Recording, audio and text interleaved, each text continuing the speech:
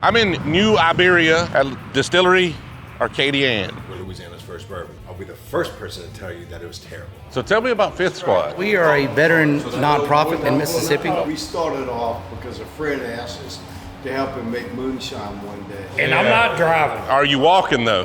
Probably not. Well, that's why I got my battle buddies with me. Are you really about to pick a bottle? I'm about to pick a single malt. Oh my God. I'm in New Iberia, Louisiana, right outside of Lafayette, Louisiana, at Distillery Arcadian. Probably the smallest distillery we've been to thus far, although I think we've got some really small ones coming up. I'm trying to get a distillery going. I'm trying to get 8,000 square feet. There's not 8,000 square feet here. Maybe I'm just overdoing it. We do have our friends here from Spillway hanging out with us. That's what I like about Josh and Justin here, is they just keep introducing me to more and more interesting distilleries. Hey guys, How's it going? good. Man, it already smells like mash in here. Good to see you again. Yes, sir. Steve Medigan. Nice to meet you, Steve. Nice to meet you. My name's Philip Medier, one of the owners and the distiller here at Distillery Cajun. And as you can see, we're in New Iberia, Louisiana. We have a unique story in kind of the way we started, not like your typical distilleries. And we're a family-owned business, but when we started, it was me, my dad, and my brother. And the premise behind starting this distillery was we realized we did not have a bourbon here in Louisiana. So we sought out, and now we're actually very proud to say that we're Louisiana's first bourbon. I'll be the first person to tell you that it was terrible. We did not make a good bourbon coming out the gates. And so we actually got a lot of praise for the bourbon we did put out, but we got a lot of criticism. And we kind of took that and we refined our process, refined our equipment, and we feel like, and we have, kind of the public tell us, this is a very, very good bourbon y'all are putting out, but we're doing a lot in the background to even make it even great. And now we have just a slew of different products, and now we're playing with different things. We're gonna look at some wheated bourbons today, some rye whiskeys, some experimental whiskeys as well, and just kind of having fun with it. But I'll tell you, we never envisioned where we're at today. We started this as an expensive hobby, so we started once a month on the weekends. Imagine the amount of bourbon we did not have to sell years down the road. We were allocating 4 to 5 bottles per store. It's silly. And now we kind of took a pause and said, all right, what are we doing here? Are we going to just keep this as a hobby, or are we going to grow this? And so around COVID, we actually went all in, got new equipment, which is much more efficient, but more importantly, makes a better product. We went from once a month on the weekends to 1 day a week. That's a big step for us. And then we went to 2 days a week. And now we're full-time capped out at this distillery at 4 days a week. But you'll see kind of some of the constraints that we have within this building. So a lot about what we're going to talk about today is our expansion. So just secured our property and about to start building out our new distillery, which is going to 7-fold our production. And we're just kind of having fun with it. Never envisioned it being kind of where we're at today. And excited about the future. Excited about the bourbon we're about to put out as well. So the first bourbon was bad. How long did it take you to get it good? We released a straight bourbon, 2 years, and realized it needed more time. So one of the best pieces of advice that we got, didn't necessarily take, was if you think your bourbon's ready, if you think your whiskey's ready, wait. And we did. At that point, we kind of held a lot back and still had to keep the doors open, but then we got to another year. Next year is a very, very big year for us because as a craft distillery, we're gonna be putting out bottled and bond. So our 4-grain Cajun cut bourbon is moving to bonded. We're gonna take out our 94. So at that time, there'll be no whiskey leaving this distillery under bonded, under 100 proof and under 4 years. Next year we go to 5. Next year we go to 6 years. And next year we also release our bonded wheated bourbon and our bonded rye whiskey too. So we're waiting on somebody else before we get into the equipment? All right. So Fifth Squad is the veterans. Yeah. The veterans group that we partner with. They mentioned that night we did the event, said we'd love to do a barrel pick with you. So I ended up driving home from Jackson, got home like midnight, popped up my computer and started creating a label. So the next day I sent it to the sippers and say, hey, I'm thinking about this. So it's a special label just for the April event. Gonna be a first ever, couple things, potentially first ever big barrel, potentially it's gonna have our mash bill on the label for the first time ever. It's gonna be waxed up for the first time ever. So a lot of firsts, but we're gonna pick some special barrels today. Hey man, how's it going? Good, man. How are you? Steve Medigan. Lee Stringer, nice to meet you. TJ. TJ, nice to meet you. Getting the party started already. I can't bother anybody and I'll bring beer with me, right? You must be the driver. No. Hey, TJ. Julius. Steve. Yes, sir, TJ Trey. We are a veteran nonprofit in Mississippi, and what we do is we help veterans with immediate needs. So just like most Americans, a lot of Americans live paycheck to paycheck, right? Well, veterans are no different. So there's a lot of organizations out there, whether it be government funded or some other organization that can assist a veteran, but never organizations that can assist the veteran immediately. So if your lights are getting cut off this afternoon, or you're getting evicted tomorrow, or you don't have groceries for your family tonight, there's nowhere really that you can just reach out to and say, hey, I need some help today, and you can get that help. You might be able to get it 2 or 3 weeks from now, or whatever, with all the red tape, paperwork, this and that. So we started Fifth Squad in 2016 because we were contacted by, one of our other soldiers that was in our unit needs some help. We all just threw money in a hat, help pay the bill, and they're like, well, why should it be that way? There should be an organization that does that. So we come up with the concept of Fifth Squad. We got our 501c3 in 17 and officially started in 2018. Since then, we've assisted well over 3,500 veterans with about $330,000 in assistance. But it's because of partnerships with people like Josh and Justin with Spillway Wine and Spirits that help us get our name out there. They support our fundraising events because we only have one paid staff. All of us are here volunteers. That's all we do. Our whole board is nothing but volunteers. When a veteran contacts us directly or through the VA or the VFW, American Legion, you name it, we get a copy of their veteran service, their statement of service, as long as they completed their initial enlistment, whatever you signed up for, right, with an honorable discharge, and they provide a life-sustaining need, whether it be housing, utilities, temporary housing, groceries, that type of thing. We pay that bill directly. We don't need anything else, and that's the difference between us. I mean, we can pay a bill and have your lights turned back on in 8 minutes. Just that's how fast we work, because there's no reason for a veteran that's served their country, and it's already obviously gotten to this point to where their pride, or for whatever reason, or they couldn't get resources somewhere else, now they're able to get it from us, and that's how we help. But it's because of guys like the Distillery Cajun and Spillway that we're able to do what we do. So we do a lot of events. We do golf tournaments, which Spillway supports all of them. We do two sipping events at Bay Point Country Club that these guys support. We do a Ruck for Rugrats, which was a big event for us. It's every December we support the Children's of Mississippi Hospital, and we carry toys to the hospital. Last year was our 9th year, and we had over 600 participants with about $220,000 worth of donations. And we're expanding to different states. We got a lot of great sponsors like Milwaukee Tool. If Milwaukee Tool supports you, then that ought to tell you right there how transparent we are and what kind of organization we are, right? But if you're willing to give your dollar to somebody, to a nonprofit, whoever it may be, you want to make sure that that money's going where it needs to go, right?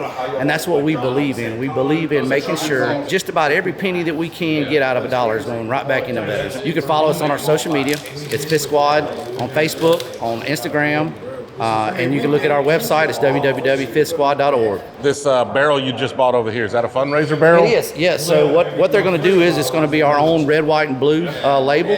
This is the first time that Philip and the guys have ever done a wax top. So they're going to have some that are red, some white, some blue. It's a veteran label. And then on the back of it, it'll have our mission statement with our logo, with the Mississippi Sippers, and our QR code. So you can go on there and make a donation, see all what we do. Everything on our website shows our programs that we assist with. When I was talking about paying those immediate bills, that's our #1 program.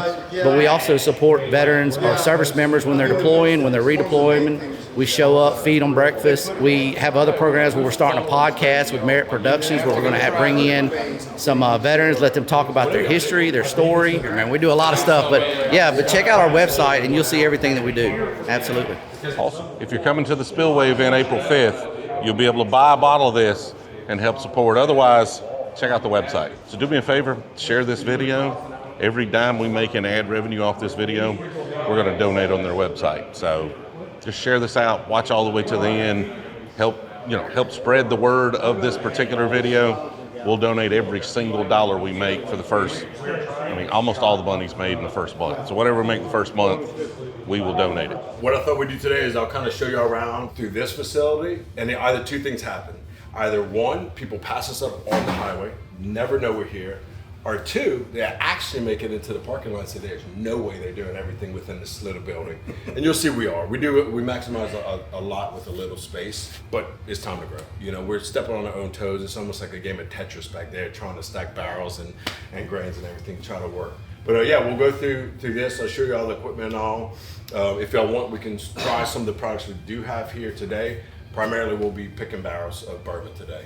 Hey, we're doing something really cool, and I want to make sure y'all are aware of it. You can join us in Jackson, Mississippi for our second distillery takeover at Cathead Distillery on April 4th. They'll be pouring Old Soul bourbon samples, there'll be a special cocktail menu, and you can come hang out with me and the rest of the Brewzle team. And one of the most interesting and unique things there is the barrel pick opportunity. While samples last, the first ticket holders through the gate will be able to take part in picking Old Soul's first ever wheat whiskey single barrel. And it'll be available for purchase that same night. We'll pick it early in the night. They'll literally bottle it up. You can buy it and take it home that night. Tickets are $40, but that includes a Glencairn, samples that'll be poured at the event, and while supplies last, access to participate in that barrel pick and to purchase the bottle at the end of the night. And then the next day, you could come hang out with us at Spillway Wine and Spirits to potentially win some rare bottles at their annual lottery. I'm actually gonna have the whole Brewzle team enter these raffles, buy every bottle we can get our hands on,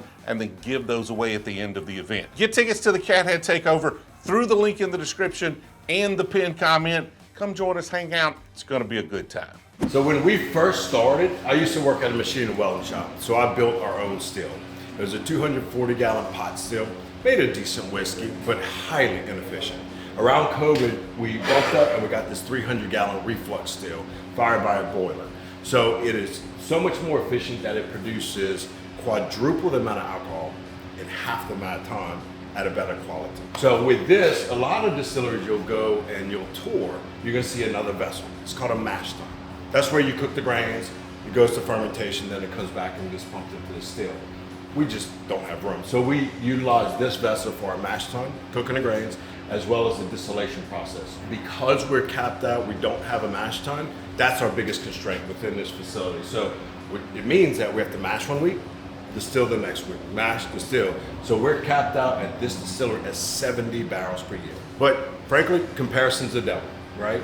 And we are very, very proud of those 70 barrels that we produce per year. A lot of blood, sweat, and tears go in. So once we bump up to our new facility later this year, we're obviously gonna get a mash tun, and that'll bump us from 70 barrels to 140 barrels, but we're going up to 1,000 gallons. So that's gonna put us from 70 barrels to 450 barrels per year. And that's kind of where we wanna be at to get the whiskey out, because frankly, we can't make enough bourbon right now. So are you fermenting in there as well? No, we're fermenting in here, if you don't want to come see. So I swear I didn't plan this. I planned all of our mashes in December. But what we're looking at is our wheated bourbon here in this fermentation tank. And all three of these are red, white, and blue corn bourbon. So both of these are wheated bourbons. This standard wheated bourbon is a 25% wheat within the mash bill. These are 15% wheat. So we started an experimental series about a year ago, and we're playing with different grains. Last week we did a 70% triticale. That mash was pretty crazy. It tasted like Cinnamon Toast Crunch. We did a whiskey, because it wasn't over 51% corn, rye, and wheat. That mash tasted like Frosted Flakes. So we're having fun with these experimental batches. This one is kind of primarily meant for veterans, which you all are. So once this come to age, we can get y'all back in here. Yeah, we did some blue corn bourbons. We did some Bloody Butcher red corns. We're gonna get some Oaxacan green corn. And just kind of playing with different mash bills, having fun. All right, guys, if y'all haven't ever done this, squeeze your finger in there, get a little, try that.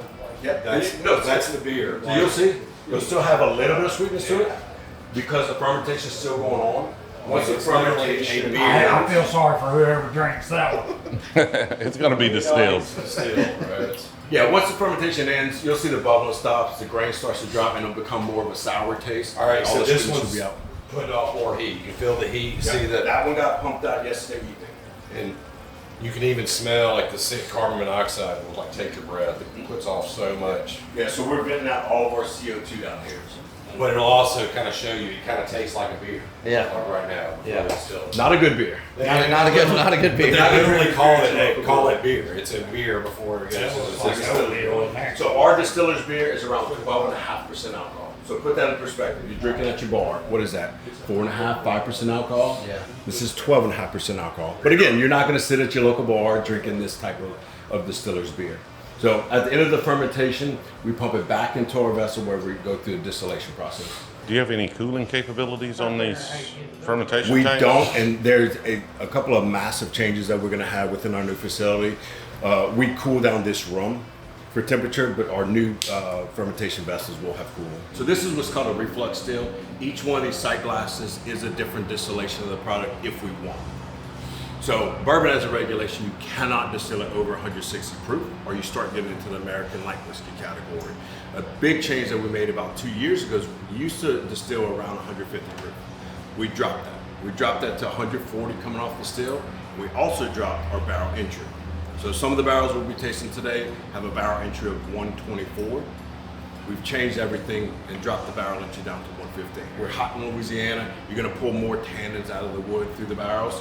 And with a lower barrel entry proof, you tend to pull more sugars out of the wood and less tannins. You said you started as a hobby, a weekend hobby. What got y'all wanting to do it? I mean, obviously we like bourbon. I'm just curious what you said. Hey, let's make our own. Well, that was one of the main reasons. We realized that Louisiana didn't have a bourbon. Although that's true, we started off because a friend asked us to help him make moonshine one day. Yeah. And Phil just thought that was the coolest thing. Yeah. He said, we can do this ourselves. I don't know. Yeah, on that. And so I remember when my daughter was young, months old, I'd stay up till 3 o'clock in the morning, and I love math. Doing all the math equations to come up with my own mash bill with diastatic power within the enzymes of the grains of the malted barley and all. Come up with my mash bill because I wanted to try to make a bourbon with a friend. And first time I tried, failed miserably. And I tried, and I failed, and I tried, and I failed. And finally I got to a point where, man, this was good. In hindsight, it wasn't good. But I had that bottle and I convinced my dad and my brother to start this distillery and kind of morphed into where we're at today. Yeah. It's actually not normally this clean here. Normally we'll have bags of grain and barrels all throughout. You can see I'm playing Tetris within all these just to kind of move around. So that's gonna be a big step. So Triticale, we wanted to incorporate different grains within our experimental series, and I've always wanted to work with Triticale. Triticale is a hybrid between rye and wheat. So rye, you get a spice note. Wheat, you get kind of a mellow note. Once we mash this, the taste of the mash followed through on the distillate, and there's like cinnamon toast crunch. But it was more, it's not like the spice that you get from a typical rye. It's almost like cardamom. Cardamom has a spice note to it, but also a floral note. So that was cool. So every single one of these mashes is surprising us. Can't wait to see what comes out. But yeah, that one was 70% Triticale with corn, and then I think 5% malted barley. And then the other barrels we're gonna fill next week are the red, white, and blue bourbons. So 25 red, 25 white, 25 blue corn, then 15% wheat and 10% malted barley. Now, what you'll see over there is most of the barrels that you'll see will have some silver rungs on them, which are coming from the barrel mill out of Minnesota. These are our first Kelvin Cooper's barrels, which showed up last week. So really happy to see what these barrels can do. And that's the first whiskey going in them. But so one of the reasons why we used the barrel mill to start out was not many cooperages make small barrels. And I know that's the topic, right? I will forever be a champion on small barrels.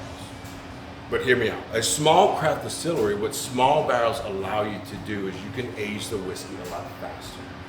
But what a lot of people don't realize, and what happened to us last year, is we started releasing single barrel cask strengths. These stores are coming in and they're basically taking a lot of risk, buying a whole barrel. And a big barrel will yield 200 plus bottles at times. That's a lot of risk for a store to take on a relatively unknown distillery. And what these small barrels allowed us to do was enter the marketplace, put our foot in the door and say, hey, take a little bit less of a risk. How about 40 bottles, single barrels? And people are absolutely loving that. Now, in the same breath, we're moving out of small barrels. In the beginning, I basically tried to buck the system. To say, hey, we can make a great bourbon in a small barrel, and I'm gonna prove it. And while I think we can make a very, very good bourbon within a small barrel, and I think we've proved that, I'll flip my opinion to say I don't think you can make a great bourbon within a small barrel, which is why we're moving to big barrels. Last year we spent a lot of money. We dumped 98% of our 15-gallon barrels, and we dumped them into brand new 53-gallon barrels.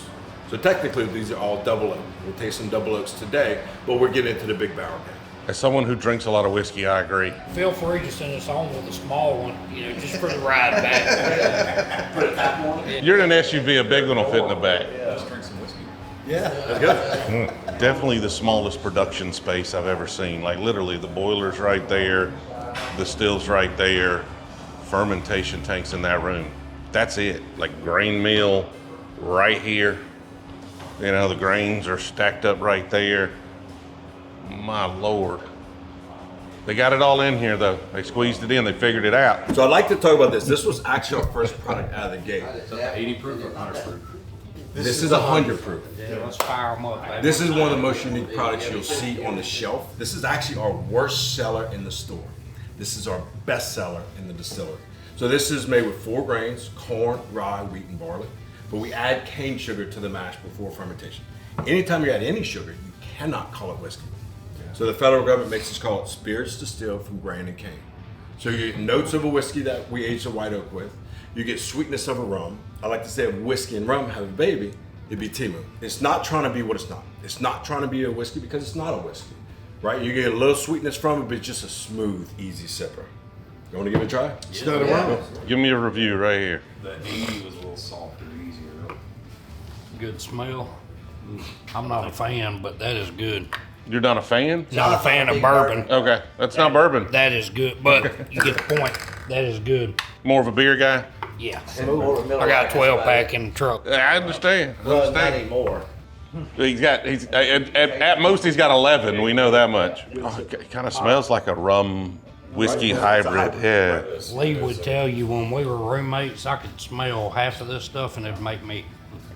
But that would be. So I'm trying to make them grow up. That's interesting. we have people mad at us because Little banana. Yeah. we took it out of production.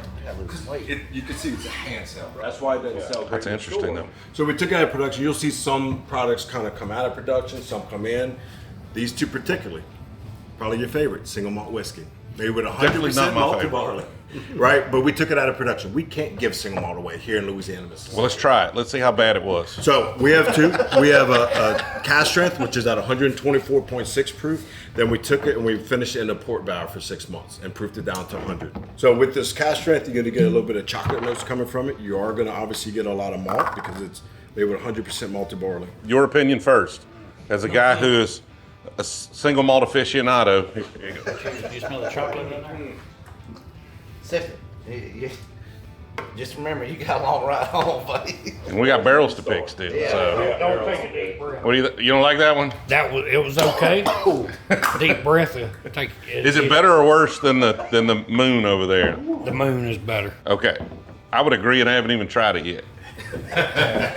So why do you think you said you couldn't sell it? Like nobody wanted in Louisiana. Nobody You know, wanted them all. Single malt. it's single malt. They say single malt is the next big thing. Yeah. I don't see it. Yeah.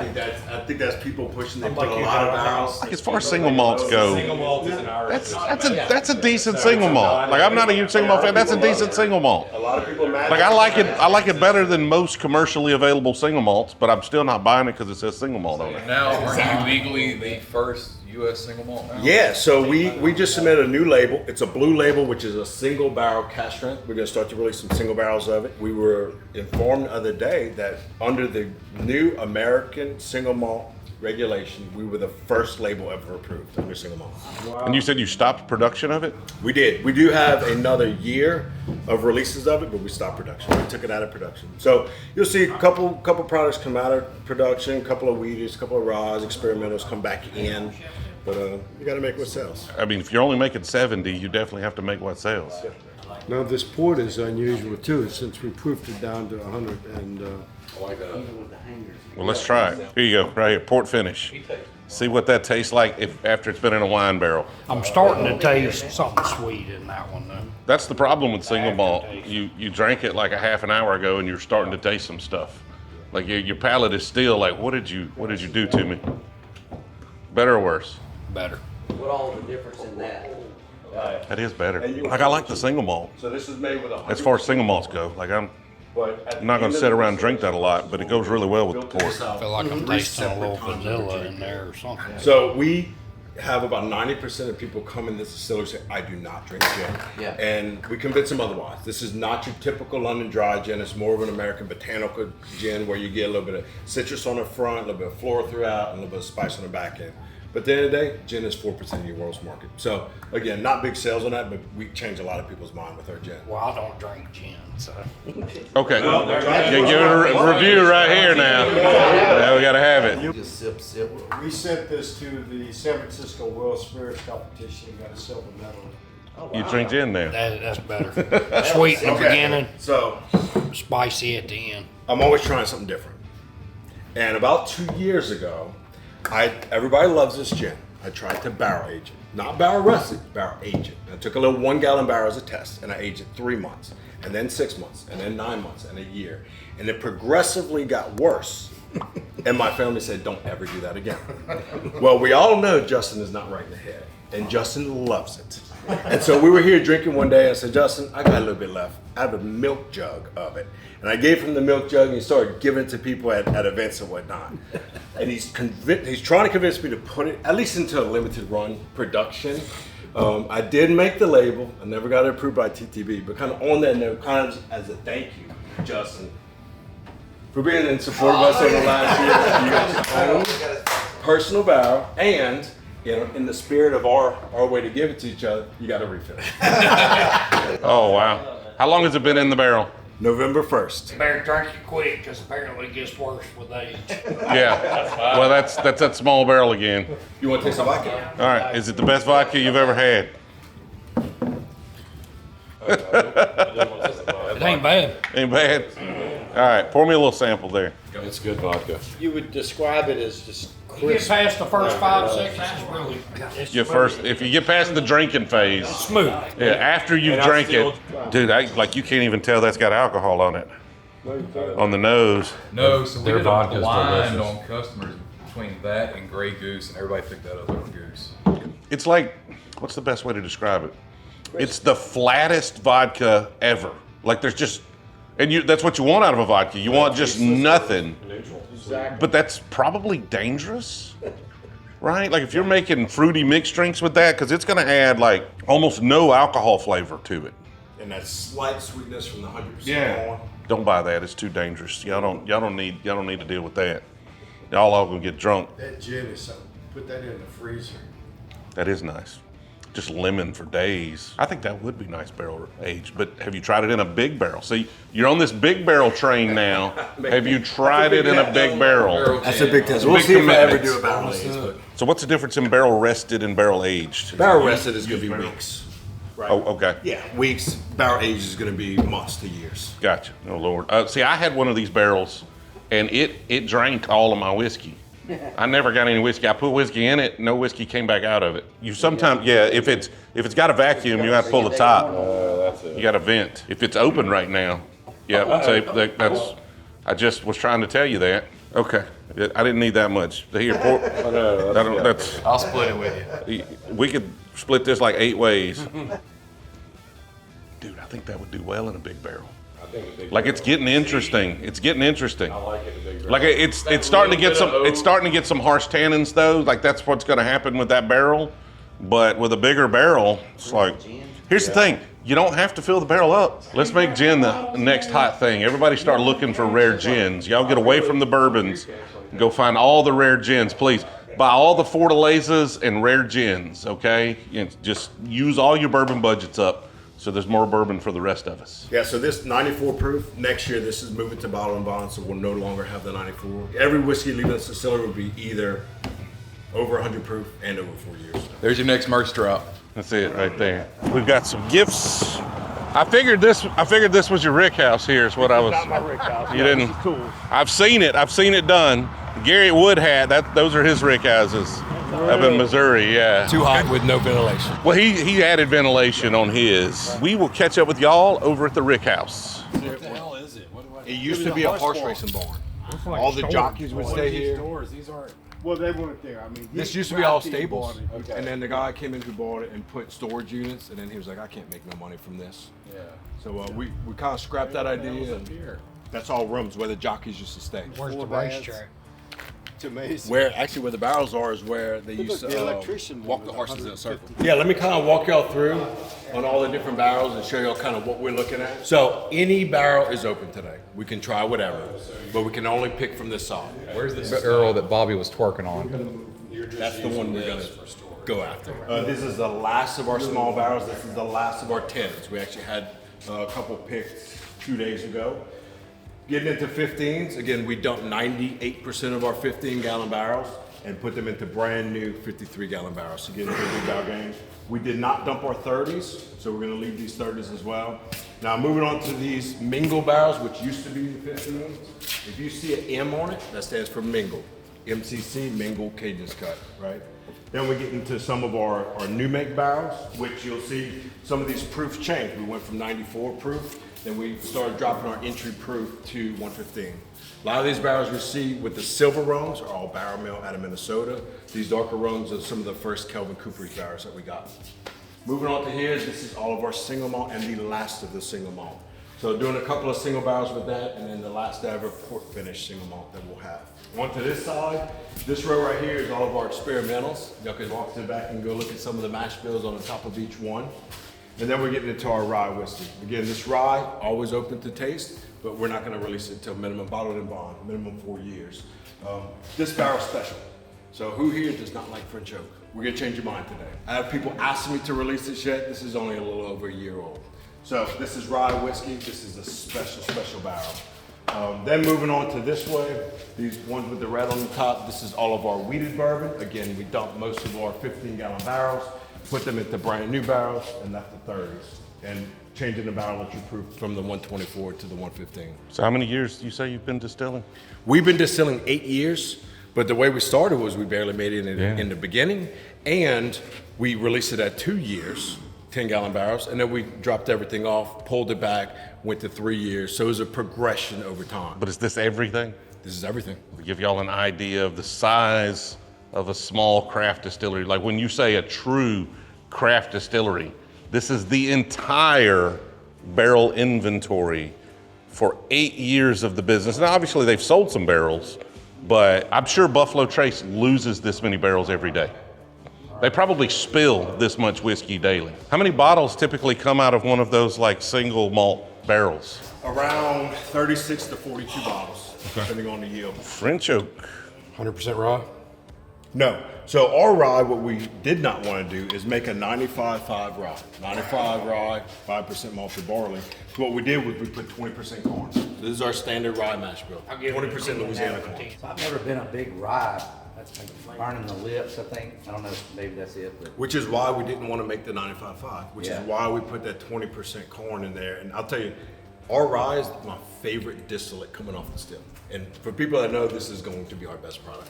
Has this been was this in smaller barrels at one Nope. point? It's got like a, All of our rye starts. it's almost starting to develop like a raisin flavor to it. Like it's very That's the raisin. old French oak, I'm sure you're getting out of it. Probably.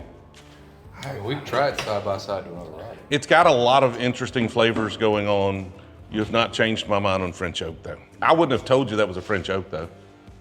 I wouldn't have picked it as a French oak. I mean, French oak, all it means that it's already had wine in it, right? What's a different type of oak? It is an oak that came from France. Different oak tree. This specific barrel was used to make Penelope Architect. Okay. All right, y'all want to move on to some bourbon? Y'all want to try some of Let's this? do this rye. Let's stick with this rye.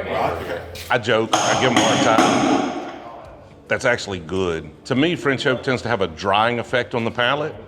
And I want like oily, viscous, and I don't want that drying effect. And lots of times, like with the Penelope Architect, the oak just comes through a little too strong. I don't think it's done that here. I think that thing's about perfect. It's got a little raisin note on it. I just don't want that drying effect on the palate. So the flavors are good, but just the overall package and consistency is what I don't love about French oak the most. This is our rye. This is sitting about 2.5 years. Okay, 2.5-year-old rye whiskey, Started in big barrels. started in the big barrels. I like his rye. It's 2.5 years. I mean, I it's didn't get home from DC last night. I mean, it's young.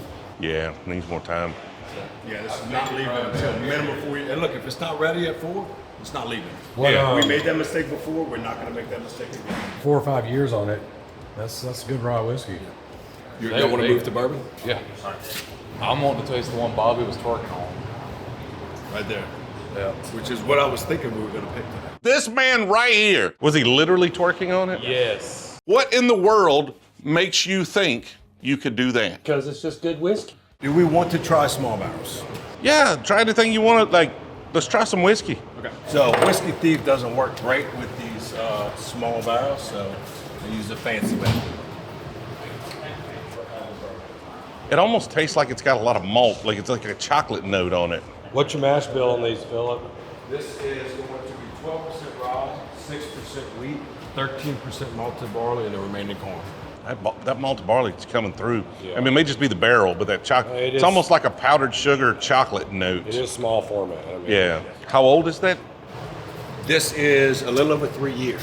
So that's a long time in a 10-gallon barrel. So you're going to get a heavy oak presence, a lot of tannins coming through on That's that. the chocolate. Dude, there's a lot there I like. Like the tannins are a bit much, but there's a lot there I like.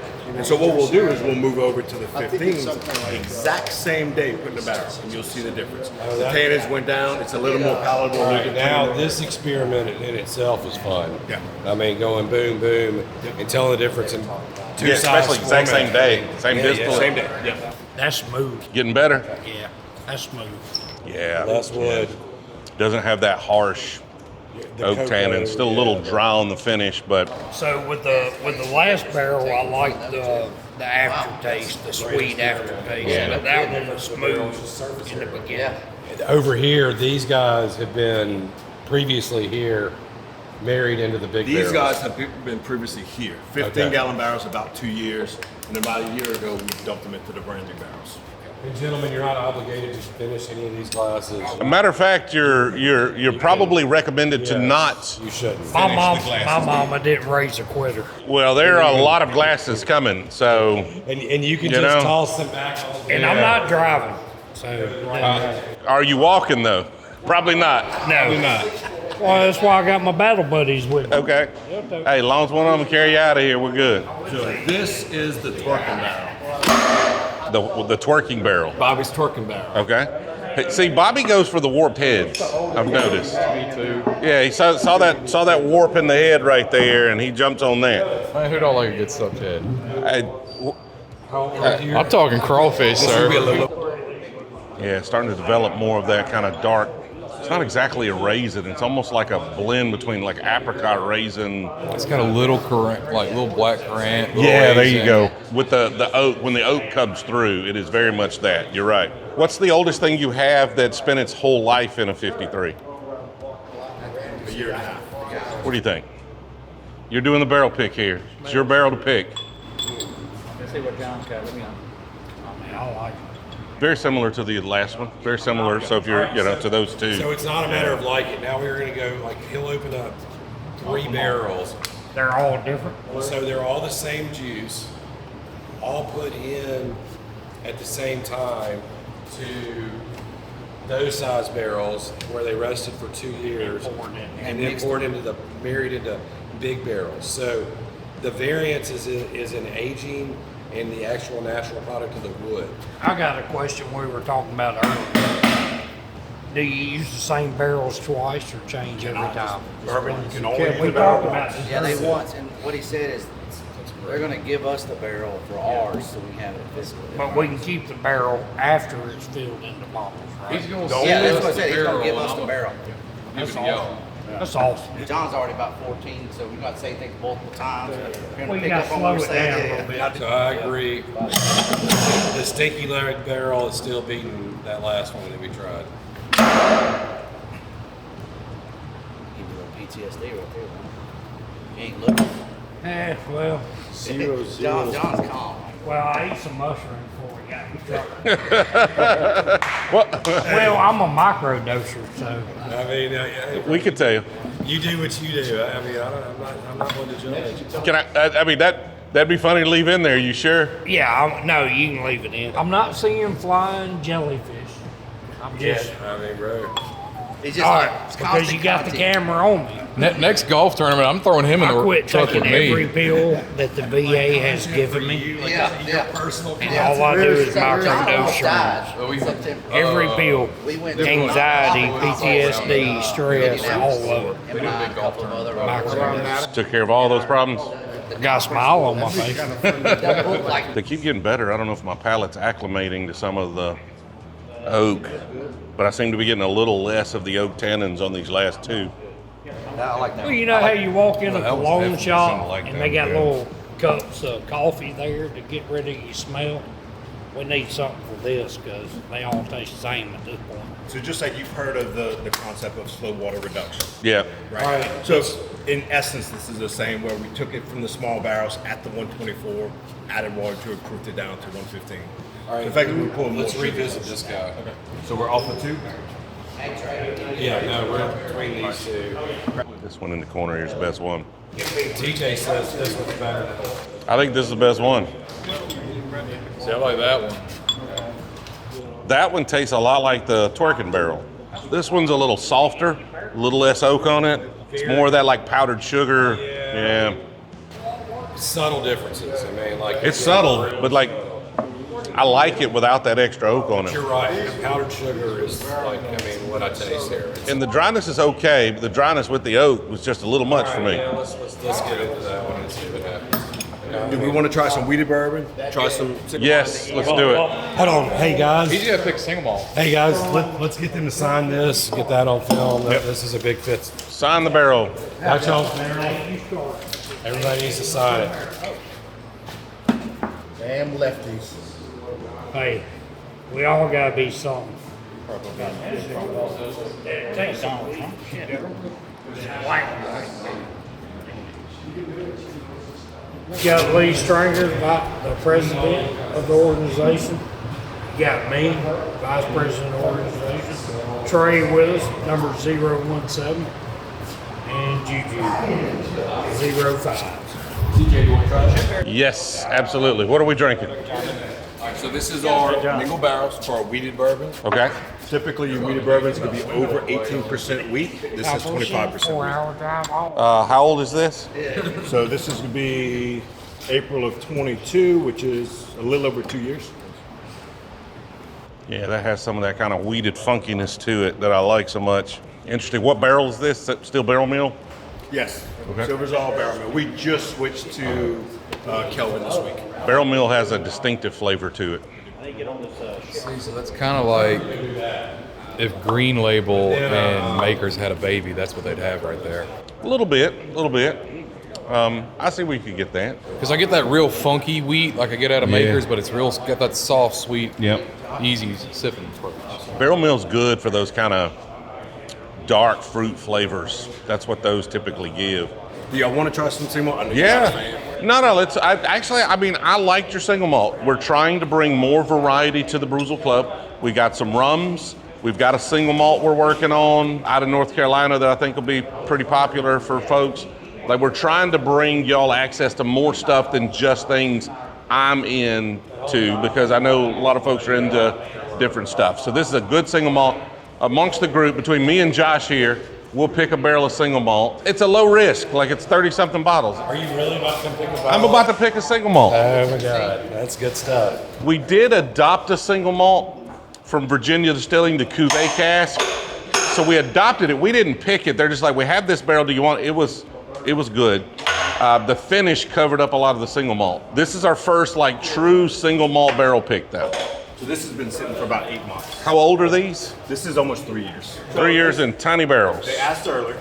They said, "Do you ever reuse the barrel?" We cannot for bourbon, but we reuse our bourbon barrels for single malt. So tiny used barrels. Dude, that's pretty good. It is like tobacco I need a bottle of with like a little. Turn that camera around and say that. What'd I say? You said this single malt was pretty good. It's pretty good. It's pretty good. Like, it's like tobacco with like a milk chocolate undertone to it. It's like milk chocolate tobacco, which doesn't sound great if you're eating it. It's pretty good if you're drinking it. So I don't know if we can do better, but I like that one. See that barrel over there on the second pallet? Yeah. Mississippi Sippers? Yeah. That's their barrel? That's their barrel. Let me try it. I'm gonna see if my clout can take their barrel. Bobby's the one in the single malt video where he tried to convert me to a single malt drinker. I will admit we filmed that video twice because the first time went sideways. I really wish you left is that a mushroom? Yeah, that was funny. That was funny. There was a lot of funny things happened in it, but there were also, it got a little out of hand. So it would be funny if he tried to convert me to Scotch single malts and I stole his barrel. All right, I'll be the first to say Bobby's wrong. That one's better. Is it? Because I called. I don't even want his barrel. I don't even want it. Apparently the single malt master doesn't know how to pick single malt, single barrels. You want to try more? Yes. Do you have one better than this? Have you tried them all? Looks like those bungs have not been popped. I have not tried yet. We're trying it together.